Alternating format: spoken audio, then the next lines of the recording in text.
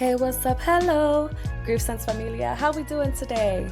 If you don't already know what the movement is about, it's about normalizing grief sense. What does that mean? That means normalizing conversations around death. And we do that through holding space to talk about loss, confronting our mortality. And we also do this through the lens of social justice, creative expression, community care, as well as pop culture.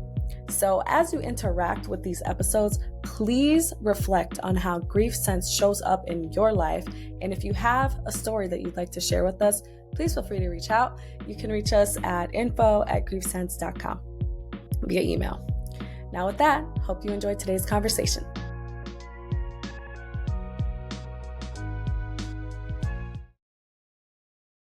Welcome back, listeners of Grief Sense. Today, I am so excited for you all to meet the guest that I have on the show today. Her name is Hady Mendez, and she is the founder and CEO of Boldly Speaking. Of course, I'll let her introduce herself shortly, but I also want to hold space for how I got to know Hady.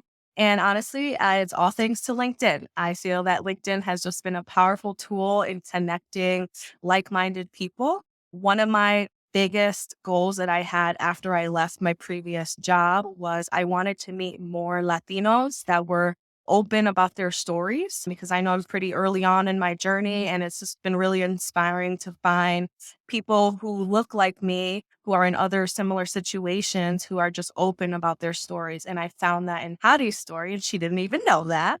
And she's just been inspiring me for months. And the fact that I get to have her on the show today really means a lot. So without further ado, Hady, pass the mic over to you to introduce yourself. Thanks, Mimi. Hi, everybody. I'm Hady. My pronouns are she, her, and hers.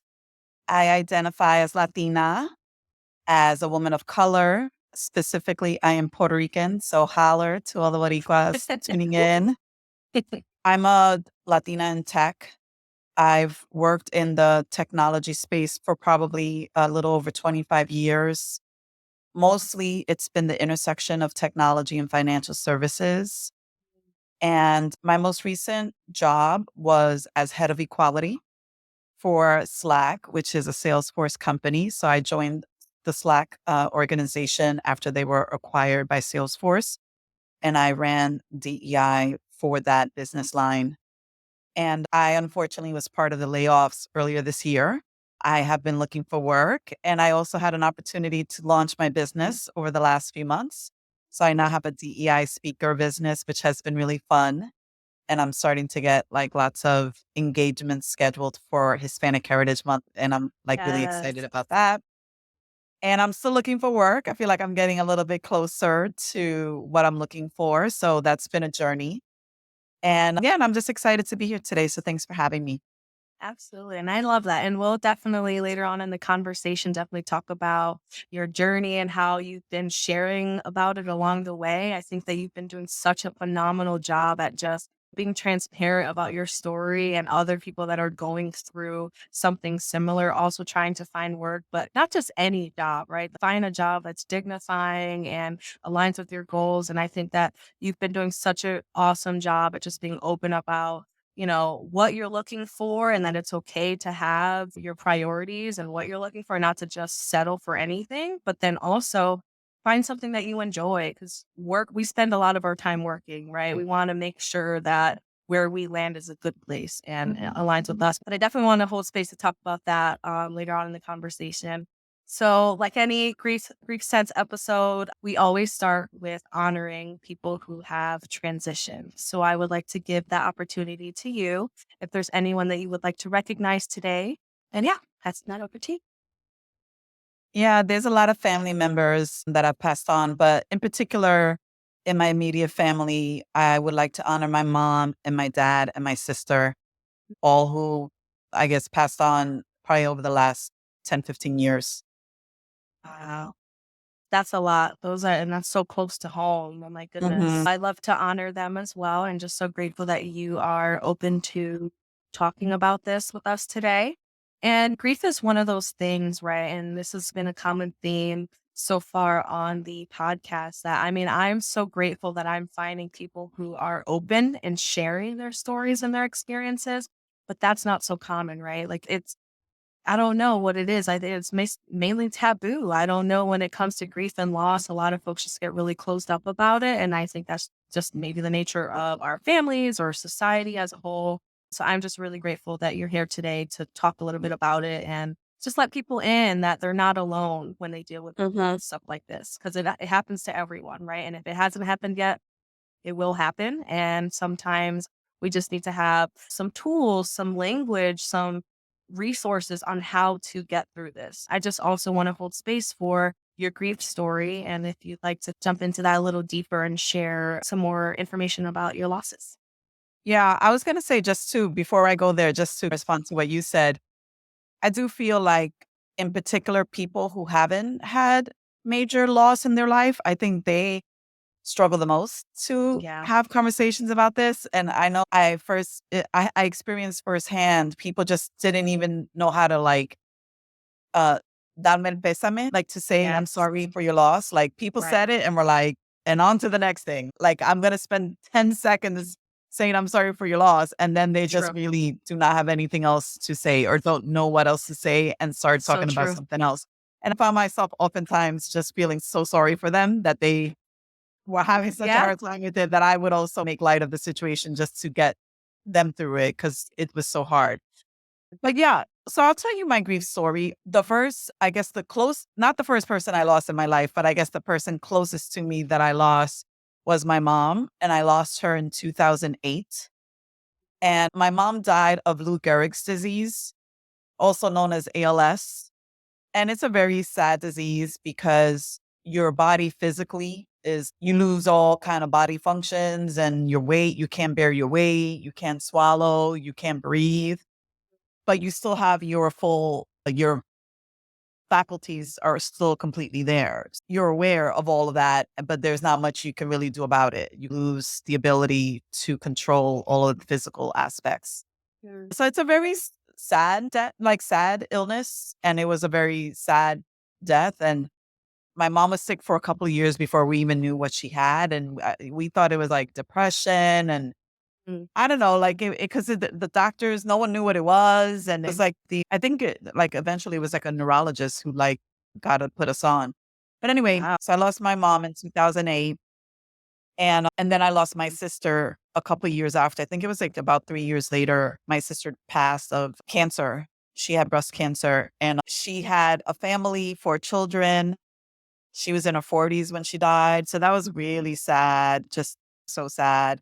Her youngest was probably like 3 years old, and her oldest daughter was in college. She just started college. It was really sad. I would say a couple things about those deaths. One is I was there along with my sisters and I think like my niece, my nephew. There were a couple of us, my aunt, were there to say goodbye to my mom as she was dying.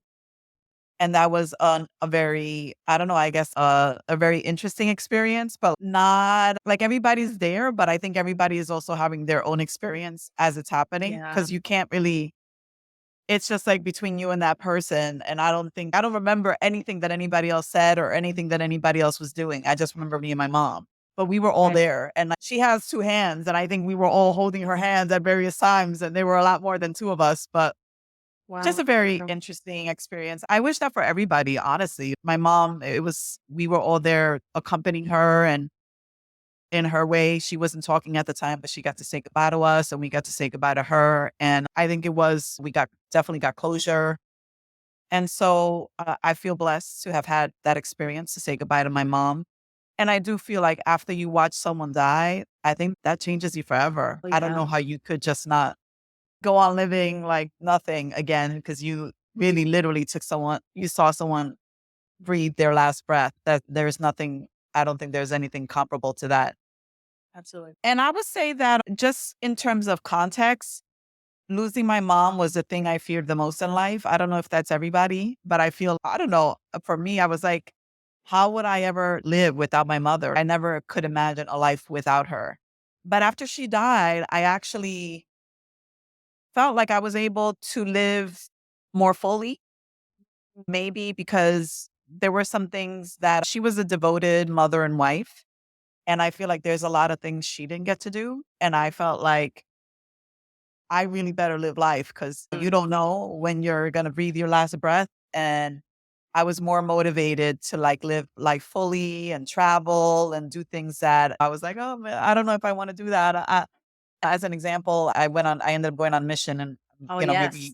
we'll Yes. talk about that some more. But that was like a pretty big step that I took as a result of losing my mom and my sister. Cause I just felt like you just got to live life. Like you can't be fearful or holding yourself back. You have to like really be brave. And after I lost my mom and sister, I was brave enough to move overseas and live in I ended up walking away from a six-figure salary, 20-year career, and I just went and Wow. lived in rural Bolivia for 2 years with it was a very poor country. It's the poorest country in Latin America. And Wow, I did not know that.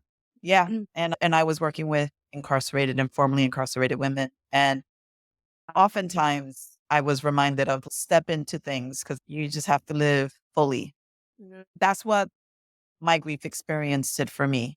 It Yeah. motivated me to live more fully. Wow. And something I really appreciate that, like, without me even knowing your story before you talked about having you on the show, I got that from you. Just the way you carry yourself, the way you approach things, how open you are with your content and your storytelling on social media. And then, of course, I got to see you speak at the Diversitech conference Yeah. in Philly. And I was like, man, this woman, I can just tell she has a story behind her. And I think that's what it resonates super well with the grief sense message. It's like we have these really tough, unimaginable experiences that we go through. But the fact that you're able to find resilience and not even just resilience, but what I really admire about you, it's like you're also trying to find the joy in it. It's not just how much work you can produce or how many challenges you can overcome, right? We're more than that. But I think what you show your audience and your listeners as well is that you can still find joy amidst really hard times. And I think that you live and breathe that with everything. I just really wanted more people to know that. So that's something I really take away from Thanks. you and your story. Yeah, Yeah. I'll tell you something else that is interesting. My mother hadn't died yet by this point, but she was dying for sure. We knew she had like several, like maybe weeks or months to live. And I had booked a trip to, I think it was Costa Rica. And I had booked it before she was sick. And I was debating whether or not to still go because she was pretty sick. And my mother told me, just go on the trip because I'm okay Wow. for now. And you're going to have to, at some point, like things are going to get hairier. So go now and take a little break. And I remember when I went, I did two things that I would never do. One was I got on an ATV, and the Woo! other was that I did, oh, what do you call that? When you The zip are, lining? yes, I did the Yeah. zip lining. I And I'm horrified of fear of heights. There's just no way that I can't even wow. fathom it. But I was like, in her name and in the name of other people that have not had an opportunity to do this, I will face my fears. And I feel like Wow. that's good. Because a lot of times, I don't know, at least for me, there was a lot of stuff that I filter myself and I'm like, oh no, that's Yeah. too risky or that's, and Yeah. and that's, yeah, not that I'm like so brave now. That's not the case. But I do feel like there are a lot of times that I will be like, F it, Yeah. I'm gonna do it because Right. like you only live once You only and live you gotta once. live the full life and you can't just live in fear in a box. And it's so interesting that people's deaths or just losses in life in general can really affect people differently. And I relate to you in the fact that like all of my losses have inspired action for me, like not just any action, but just taking more risks, even though there were many times where in my life I felt I was sheltering myself from doing something. I was always scared to drink like that. I've never been drunk in my life. Just that's always one thing I've always been terrified to do because of my losses and things. But other things as well, going on roller coasters or like you said, ATVing. My father, he actually passed away on a motorcycle accident. So anything that had to deal Mm. with motorbikes or anything, I'm like, yeah, you can miss me with that. I am not doing that. But as I got older, the more I started to travel and the more open and adventurous I became. And so I really resonated with that. And I think other listeners will also resonate with that. You said something earlier that really struck a chord in me as well about your mom and your sister's transition, like you being able to be there at all phases throughout their journey as they were transitioning. That's such a beautiful, but also I just can't even imagine, just very difficult thing to experience. But you talked about closure. And I think that's a really huge experience that many people don't really get because sometimes losses are unexpected or they're quick. And no matter what type of loss you experience, it's going to be difficult no matter what.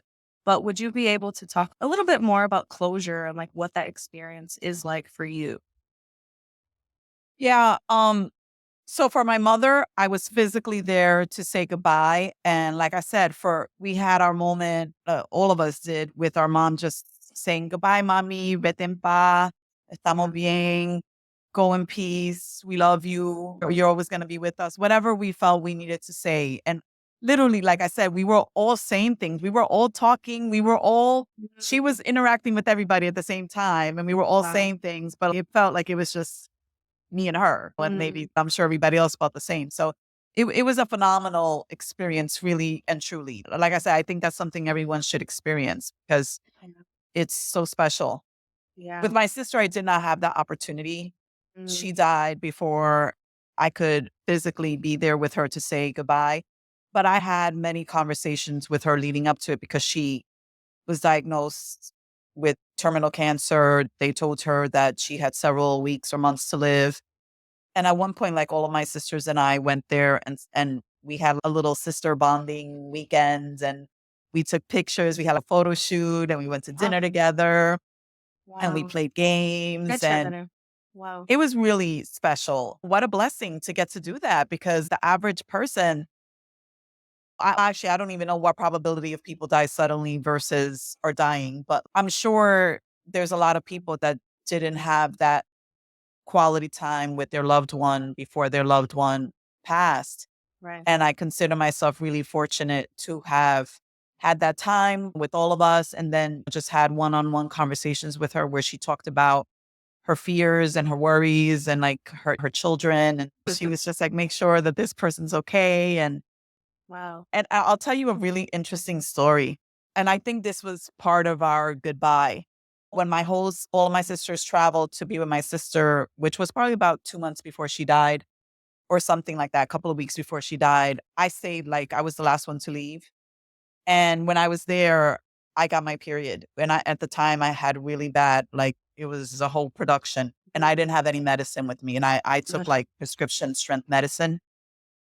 And I remember like having to call CVS and call my doctor and coordinate getting medicine. And right. yeah, it was all complicated, whatever. And I just remember I ended up postponing my flight by one day because I was Wow. in such pain and agony. But I also feel like it was a little bit because that was the last time I saw her. And I feel like maybe deep down inside, I knew that. Wow. And she took care of me while I was like in pain. I remember I was like in the couch and just popping Wow. medicine and just trying to be comfortable. And I remember her coming and like putting a blanket on me and like taking care of me. And Wow. anyway, I don't know.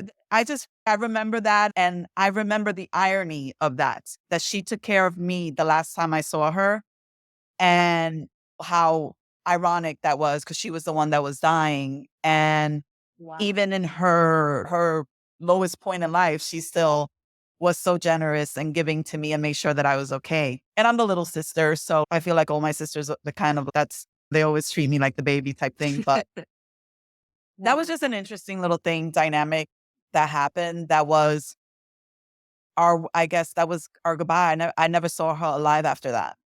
Wow. What a beautiful moment to experience with her. I'm so happy you had that experience. And it's just a testament to who she was as a person. I love that. Thank you so much for sharing. Is there anything you wanted to share about your father's passing? Something that came to mind for me is, and I think I'm a little younger in my journey, but I think in general, like loss doesn't matter. Like it affects everyone at any age. But also when you're an adult orphan, I feel like a lot of people don't really talk about that. My first guest on the show was Noel when he talked about being an adult orphan and what that experience was like. And I just honestly can't even imagine. So I don't know if you wanted Yeah. to talk a little bit about that. Real quick about my dad. My dad had Alzheimer's. And so by the time he died, he really was just a shell of himself. He had been gone for some time. Mostly he was kept comfortable and he took a lot of medication and was like always asleep when I saw him, didn't even know who I was for Wow. probably the last at least 5 years that he was That's alive. So he tough. didn't know who I was. That was a very sad, that was like exactly the opposite death of my mom because he lost all his capacity to recognize us and know who we were. But physically he was fine. So he was like in his 80s when he died, Wow. but like his mind was gone a lot sooner, like a lot more before then. So Yeah, yeah, yeah. he wasn't, like I said, he was there, but it wasn't really him for some time. And so I felt like by the time he physically died, I already had said goodbye to my dad many years before, if Yeah. that makes any Wow. sense, because I never had a normal conversation with him for such a long time. And Wow. he didn't really communicate very much towards the end. And there's this So yeah, theme of grieving someone when they're alive too. Like that's bien triste. yeah. Bien triste. There was a time in the beginning of his Alzheimer's, he was funny. Like Alzheimer's, it's not that I'm not saying it's a funny disease, Yeah, but of like course. Of course. he made stuff up. He was confused. He would just like, he thought he was in Puerto Rico all the time. And it was like, Papa, you're in New York. He was like, no, like, whatever. No, no, you're not. But let's make stuff up all the time. My dad got used to get lost. Also, like when he would go to the supermarket, he would disappear. My mother would call me and be like, you got to come back because your father hasn't come home. And so it was a Oh, lot of man. drama. That disease Wow. was a long disease, and we went through a lot of ups and downs with him, and we finally put him in a home because he He needed a needed lot more of care. care. And then he went downhill very quickly after that Mhm. because he was out of his element. And once my mother wasn't around for him, it Yeah. just was sad. Yeah. But so in terms of losing parents when you're an adult, I would say what I remember the most, what stands out for me the most is my mother died at the end of April. Literally, it was probably like a week or two before Mother's Day. And I remember all the Mother's Day emails that I got leading up to right after her death. And just there was like now they're a Wow. little bit more considerate. So you could opt out of that stuff and Right. just shut it down. But I remember they were like, flowers for mom, chocolate for mom, buy Mm. mom this. And anyway, like just me being like, Yeah. delete, delete. Like I couldn't even get in my email without seeing all that and how hard that was that first year. I remember it was brutal. It was a brutal day. I remember like my first birthday without my mom. And I remember my first Christmas without my mom. We always used to go to my mother's house. You're Latinas, like Yep. My mom's mom's like, house. That's yep. like the hub, and everybody goes there. And she always used to cook and meal and everything and have music playing for the holidays. And that first holiday, I Mm. didn't even want to I was like not acknowledging it was Christmas. I was like, nope, not acknowledging it. And I remember my sister surprised me and came to visit me she came to my apartment, like surprise, and just to wish me a Merry Christmas and give me my present in person. But it was really special because I didn't even want to celebrate Christmas that year. Like I was like, nope, not having it. Wow. And it was hard to have Christmas after that every year. I was like, let's just meet at a restaurant or let's Mm. just not meet at all or Yeah. I don't even like Christmas anymore. Yeah. It's not the same. Uh, Those I would say that's the biggest one. Christmas is the uh, biggest one where I really still miss my mom quite a bit. that is powerful that you shared that. And also to your what you said earlier about getting inundated with all those emails, it just goes to show how much our society is not prepared for loss and how to deal with it. Because, and I think I agree with you, right? I think we're seeing somewhat of a shift in like people just being more aware that some people don't have certain parents or certain family members Or they don't have good holidays relationships with or good them. It's not relation. That's yeah. a big one. That's a huge one. So that was really good call out. Thank you for pointing that out. And then of course with holidays in general, oh my goodness, I totally relate to you. And holidays are just not the same after you lose someone close to you. But I also think there's an opportunity though to create new traditions. Like obviously they're not going to be the same and how they were, but it's okay. Look, life looks a lot differently now. So how can we still I not really maybe celebrate Christmas or Thanksgiving or these holidays, but how can we create something that still brings the family together? Because Yeah. something that I've seen too in my family, and I think we're trying to work on it, but my family's so big. I have such a huge family and so many losses of different sides of the family. And after, so for where I feel like I relate to you the most too is when my grandmother died. We called her Doña Cefa, but she was my abuela Cefa. She passed from pancreatic cancer, and pancreatic cancer is just it's awful and it's so accelerated. We found out she had it like July, I think it was 2018, and ella se murió like literally a month later. And we thought we had Wow. so much more time with her, and we didn't. But anyway, she was the glue of the family. You know what I'm saying? Yep. Every Christmas, Thanksgiving, all the kids come over, like her cooking. Oh my God, I miss her rice. I miss Wella's rice. Oh my gosh. And but on now you see, I saw my cousin the other day. He's a graffiti artist and he does certain things for like the city sometimes. And I went up to one of his shows and I said, "Oh my goodness." And we were talking about doing like a family reunion because now it's gonna be up to us, the younger grandchildren still alive, to keep things going because Yeah. after everyone went their separate ways and it's harder to keep people together. Yeah. And so something I'm learning is that even when we experience these major losses, we have to try and figure out a way to keep it going, keep the traditions going, just finding community. We all experience this loss together. Like, even though we've dealt with it differently, like, we need to figure out a way to be together. So I totally relate to that. So you said every year for Christmas, you and your family, you go to dinner now or you do something? No, we do different things. I think Yeah. for in the beginning, my sister and I did like we would meet like yeah, like in a central location and Mm, just it was like something completely different.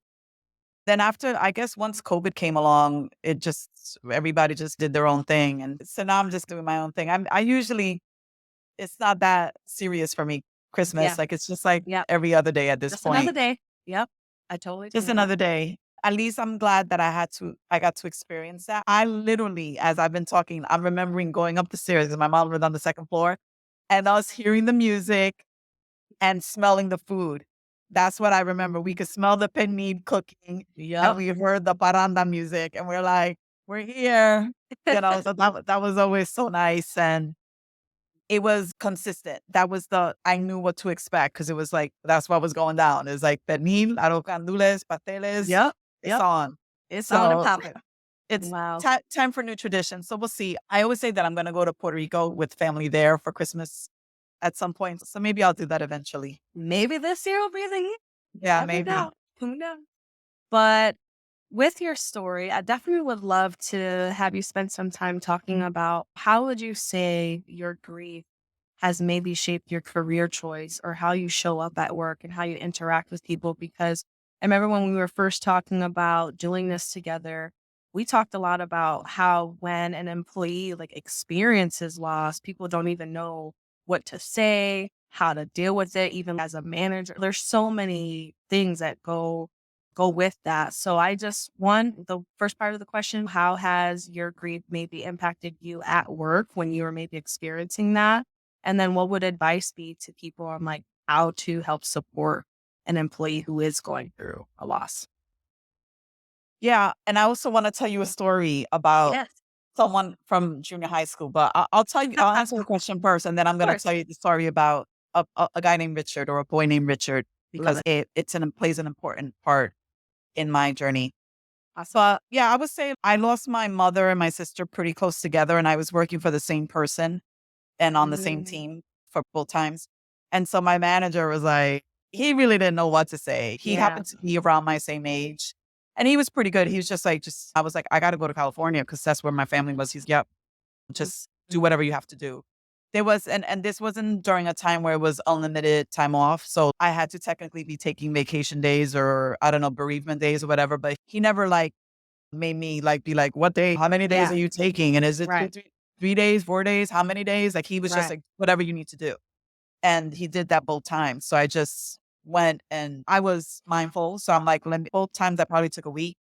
And then I just went back to work and that was like welcome for me. I was like, I'm grieved out. Now I'm gonna go. I want to Yeah. go back to work and Keep your just kind mind of get occupied. back to Yeah. normal type thing. But I did mention earlier that I definitely had coworkers that were they knew what happened. They wanted to say they were sorry. They just didn't know what to say. And I felt like I had to help them. Once I realized it, because I was like, they'd be like, hey. And they're like, literally like with their eyes, hey, I heard what happened. I was like, yep. And Hey, then I realized that they didn't, that was it. That's all they were about gonna say. So I need to be like, yeah, my mom died. Thanks. I appreciate it or whatever. It was good. Like I had coworkers that like sent flowers to the funeral home. And wow, that's yeah, that was really sweet. nice. That was Wow, nice. That was so nice. that's I'll be really honest with sweet. you. I remember that. And I had friends who did the same thing. And when my mom died, she died in California, but she lived most of her life here. But like she was with my sisters when she died. And we don't really have a lot of family in California, so not a lot of people came to the funeral, but, like, I had all these Mm, flowers from my friends and coworkers. So it was so bizarre, wow, but that's beautiful though. it was nice. It made me feel like I wasn't by myself, even though, like, literally we were. It was, like, just really the immediate family, but it was nice because they all, like, were thinking of me, and that was nice. Wow. But what I wanted to say in terms of I'll try to answer your question. I do feel like now it's a little bit easier for people with unlimited time off, which so many companies have, and so much flexible time. I feel like people can probably get like the space they need these days much easier. But I do feel like I won't, I never forgot like how my manager handled that situation. And it didn't make me feel like, oh, I want to abuse the situation and be gone for Right, 3 weeks. right. It made I me really feel like he gave me space and time, and now I'm gonna be respectful and get back to work as soon as I can because I had enough time and now I can get back to where I left off. right. So I appreciated that. I feel like that is how I would choose to handle the situation if I ever found myself managing people. Like Yeah. I think it was really the best way to handle the situation. I had a couple of coworkers that had lost close family and friends, Mm, and I wasn't especially close with some of these people. mm. And I was close to them after that. Like, I remember this one man, Wow. he was an older man, Asian guy, and he and I were not especially close. We were colleagues, but we were not especially close. But he came to me, and I don't remember who he lost. I wanna say like, it was, like, his wife, but I don't even remember who he lost. But Right, he told me, "Hey, sorry about your loss. I know what it's like. mm, This was my experience, pa, pa, pa, pa," whatever. I don't even remember what he said. right. I just remember I loved him after that. I was just like, "Oh Wow. my god, I love this man." I appreciated so much that he shared his own experience and made me feel like I wasn't alone. And I appreciated him so much after that. And after that, like we got close. Like I would go to him and be like, "Hey, you got a minute, John?" And I would just talk to him. Wow. And it's not that I Shout was out to talking to him John.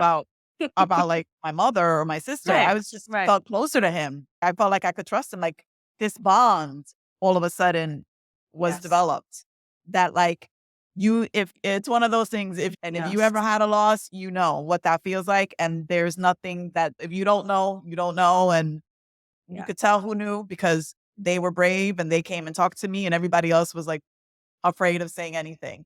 I would yes. just say one last comment Of course. before I get to the Richard story. And that's that a colleague of mine lost his wife a couple years after I lost my sister.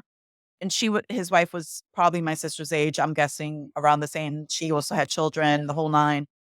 And after my mother and sister and everybody, once I had that loss, I was very brave. And I was like, I can go to any funeral. I can talk to anybody about death. In fact, I need to because I know that a lot of other people are not going to do it, even though they might be really good friends with somebody. Like Right. if they don't know how to have this conversation. So I remember going to the funeral and his children were sitting in the front row, like with their head down and everything. And everybody was like, I don't want to like make light of it, but people were like horrified. They were like Yeah, standing in the like back and everyone was standoffish, yeah. just, yeah, they didn't know what to say, what to do, whatever. And I was like, the presenta. I went all the way to the front. And I remember talking to his son and saying, "How you doing?" And he was just like, I don't remember what he said, but something like, "I don't know how I'm gonna like go on living or whatever," which I could totally relate. It's your mom. That's what it feels like. Yeah. And let me tell you one thing. And I remember what I said because P.S. he told his dad came back and told me, like, you comforted my Yeah. son. But what I Wow. said was, this is going to be the worst experience of your life. You're living it right now. You're going to get through it. And then once you get through it, you're going to be like a much stronger person, and you're going to have this character because you had this person in your life that you love so much, and you still Right. managed to figure out how to keep her memory alive and Right. keep on living and have a purposeful life. But you're not going to forget her. You're just going to, she's going to live on in a different way for you. Yes. That was beautifully said. Yeah. And I don't know what I said. I said whatever the spirit moved me to say in that moment. And he didn't know who the hell I was because I never met him before a day in my life. And then my friend was like, yo, did you talk to my son at the funeral? And I was like, oh, yeah, I did. Yeah. He's, yo, whatever you Wow. said, like, it made a difference for him. He felt like really encouraged by your words, and thank you for saying it. So anyway, I felt Yeah. like a little bit of a ministry related to Yeah. this afterwards, Yeah. especially immediately afterwards, because I knew the difference it made when people talked to me and how much I felt seen Yeah. and supported. And I was like, I got to do that for other people because Yeah. I know that not everybody can. So Yeah. I can, I know how to do it. I've been there. I'm going to have to be brave and be that person for other people. I think that's really beautiful, and that's actually something I've seen my mom do. So it's really awesome that you do that too, because we've been to so many funerals, more so than weddings, and it's just so sad. But my mom, like every time we've gone to a funeral, I've seen my mom approach the front row, whoever's sitting in the front row, and just she would always say something different than everyone would say, because you would always hear like whispering in the ear, "I'm sorry for your loss," just like the I don't know same script that everyone says when you lose someone. And, Yeah. Sorry for your loss. yeah, sometimes you don't know what to say and that's like the default. But like when you actually take the time to say just something more deeper and more beautiful, more like personal, like people remember that. So I think that's such an awesome cause that you Absolutely. share. Yeah. And especially too, like in the workplace. Oh my gosh. And I think you talked a little bit about it, but it's like, how much does the actual griever have to silence their grief for the comfort of other people who don't know what to say? That is so huge. And I've dealt with that my whole life. And I'll be completely transparent. I actually don't like when people say, I'm sorry for your loss, because it has nothing to do with you. You know what I'm saying? Like, Yeah. why are you sorry? Like, It's generic. but has nothing Basic. to do with you. So instead, I always say, I'm thinking of you. Is there anything I can do? Do you want to talk about your person? Like just humanizing the experience, like giving them food. Like I just try to find different ways to connect with someone who just lost someone than saying just the default things we're taught to say. Because it's Yeah. just not humanizing, even though when we think we're doing the right thing or saying the right thing, we're actually not. Like It's not enough.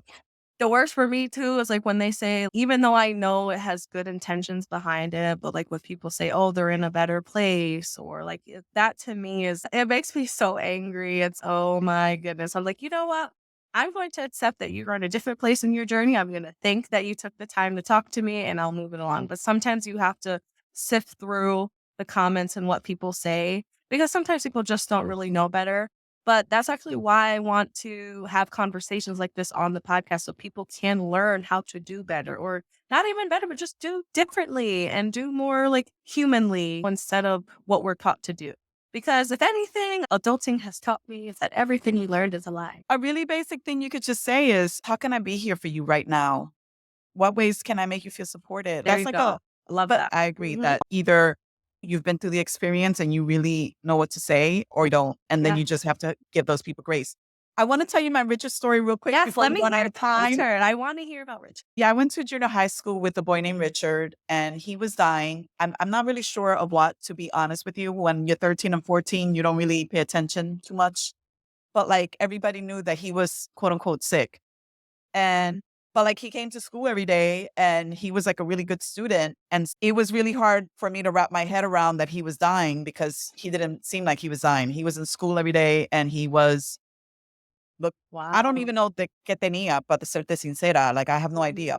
The La cuestión es que he was a really good student. And I remember the teacher always used to say, because he used to get 100 on all his tests. And we had a teacher that would say that 100 was the passing grade. So she was like, only Richard passed the test, and it was like, "What?" But I had a 98 or 99 by allegedly, according to her, I didn't pass, but Richard always passed the test. Anyway, he was a really smart guy.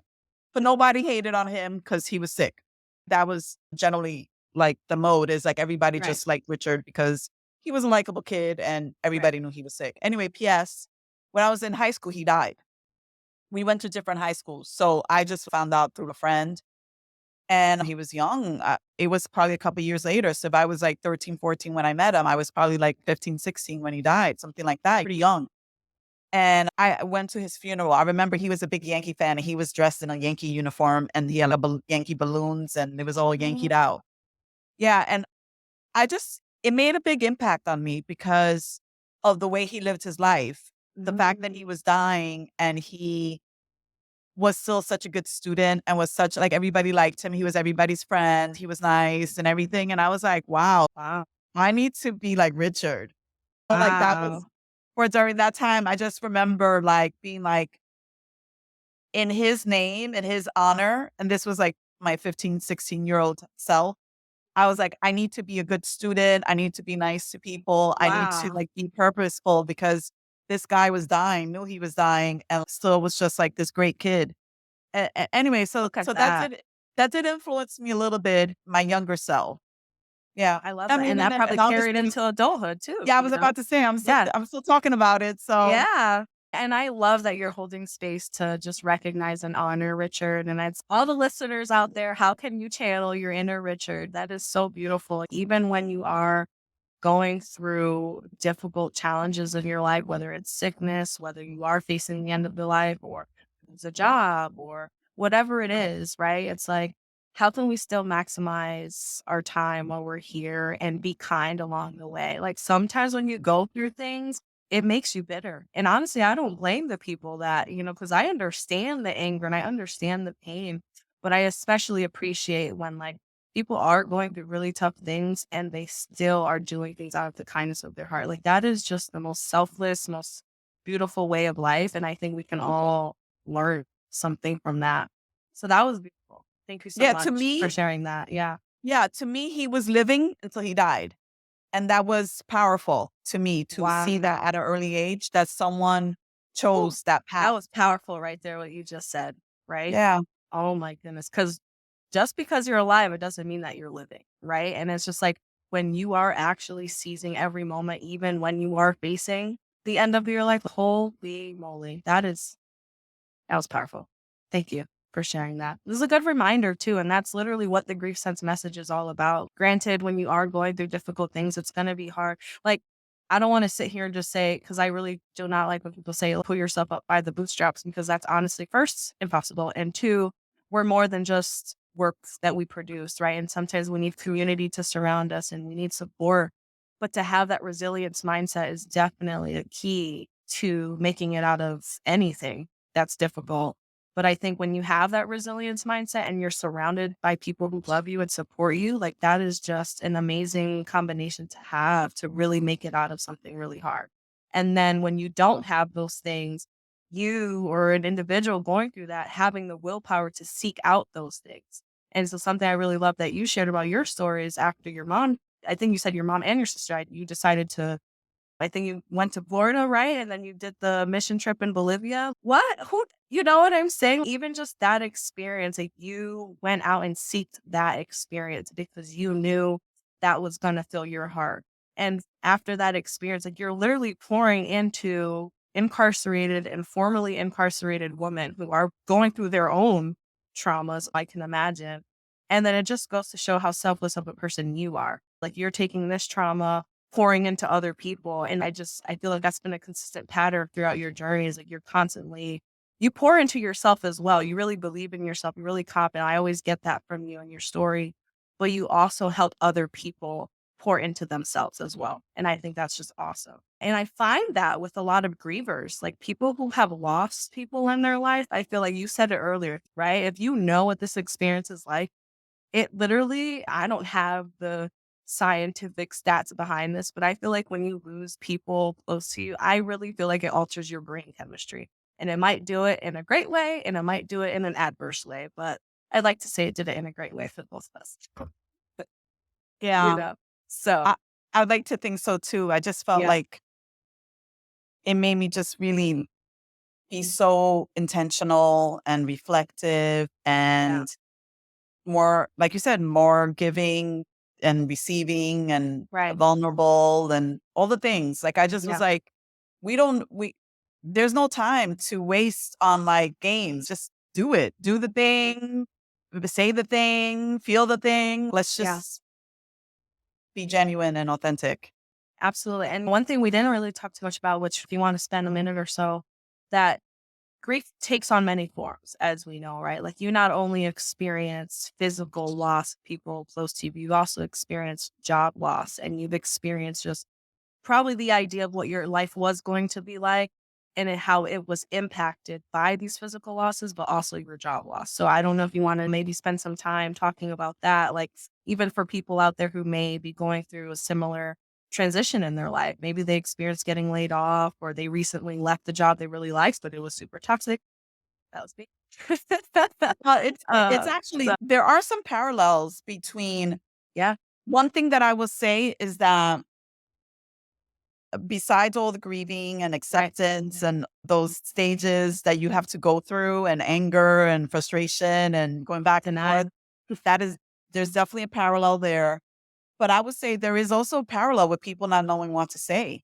Like I find That's even now when I say, "Oh, and I got laid off," people are like, "Oh, I'm sorry," and the mm, conversation just comes to a screeching halt. And I'm like, "It's fine. I'm out there right. again, or I started my business, or I'm like keeping busy, or whatever." Again, I feel like I have to fill in the space because people are Mm, like they don't know what to say. So there that is very similar in that right. people, especially if they've never lost a job, they don't know what to say. Yeah. And some people don't say anything, and that feels bad, by the Yeah. way. Yeah.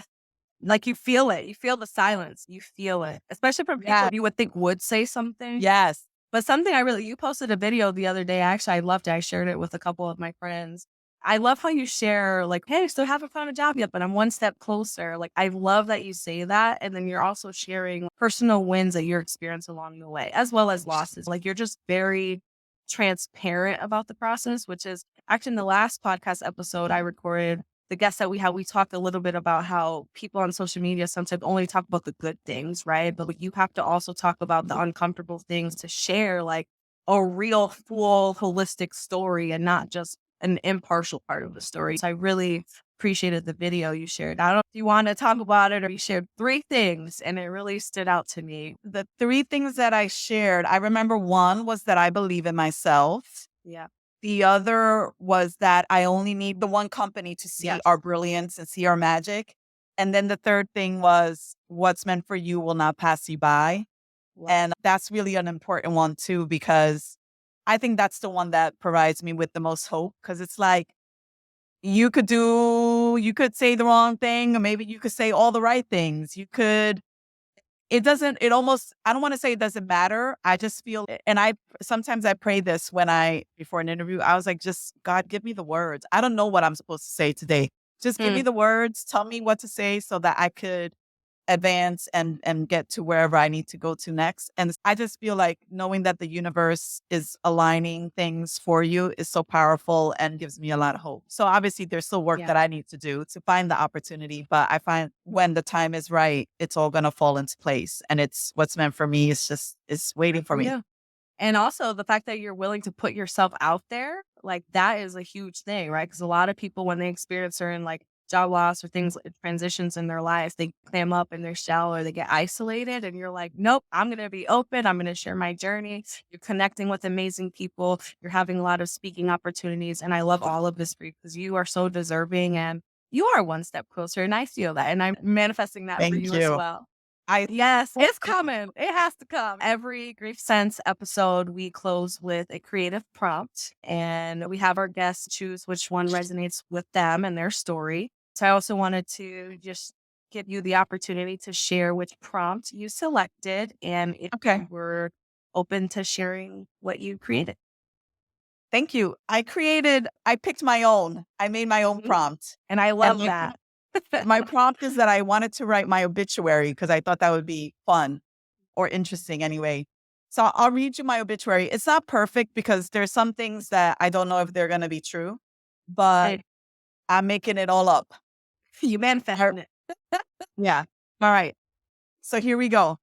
Here we So it is with the utmost regret. So this is my obituary, which would appear like in a paper somewhere. It is with the utmost regret that we share that Hady Mendez, 89, passed away in her sleep on Saturday, July 13th. Hady was born on June 9th, 19, I won't tell you, 19XX, in Brooklyn, New York, to Ada and Domingo Mendez. Hattie was the youngest of four sisters and is survived by her loyal companion and forever furry friend, Lola. So my dog gets to I don't have a dog named Lola, but maybe I will by then. Hattie was a loving aunt to her 8 nieces and nephews, as well as an active community member who devoted her career to promoting equality and justice wherever she went. She was known for her love of travel, street art photography, charitable activities, and civic engagement. go. Hattie actively volunteered at her local soup kitchen, visited with detained migrants, and spent time at the local school leading a support group for children. She also served as a board member to multiple mission driven and community based organizations, both in Portugal and in the United States. So you're getting a little bit of Mm, window into I think I'm going to be living in Portugal at some point in the I future. love that. A memorial service to celebrate Hattie's life will be held on Friday, July 19th at the Big Art Studio in downtown Lisboa. Bring happy photos of your time with Hadi to share with others, as well as a big appetite. There will be food, drinks, music, and fun as we remember and celebrate the legacy of our dear friend Hadi. So it's going to be Wow. good times, a big party. Wow. Wow. That was amazing. First of all, I just have to say, so I have over 250 prompts that I have, and actually writing your own eulogy is one of the prompts I have, but I feel like that's one of the ones that's so harder for people to conceptualize. But I love what you did with that and how you made it. I don't want to say lighthearted, but I love how you took it from the future standpoint. It's like you want to live a super long life and kind of manifest the things that you will or at least that you want to accomplish in life. Exactly. That was really cool. So, like, how was that experience writing that? Like, how would you yeah, how did you feel writing that? Yeah, it wasn't as sad as I thought. There were some unknowns. So that was Yeah, like, I was like, where will I be or where will I have it? But I knew that I wanted it to be fun and festive and food, fun, yeah, memories, laughing. Like that's how I want it to be. I don't want no pena, yeah. no tears, no sadness. I don't want that. Wow, I love that. I love if you ever ask anyone about, like, how they envision their service, people always say that, "I don't want anyone crying," but of course there's gonna be crying, but it's so true. I feel like it should be a celebration of life, like, just a big party. For my mother, we played because I told you that she died in California and we didn't have a lot of family there. And we Yeah, had booked the funeral home for like several hours. So we played like her Mark Anthony CDs because she loved Mark Anthony. And we had salsa music playing and we were playing dominoes in the back. that's got be good. That's so much fun. And then I a love priest that. showed up and he was like, what the hell is going on here? We're like, yo, we have to keep it real. It was like mommy's house. All we needed was like Wow. food. But it was like we were playing Wow. dominoes, listening to music, and we had fun. And it was like that was an appropriate way to say goodbye to mommy.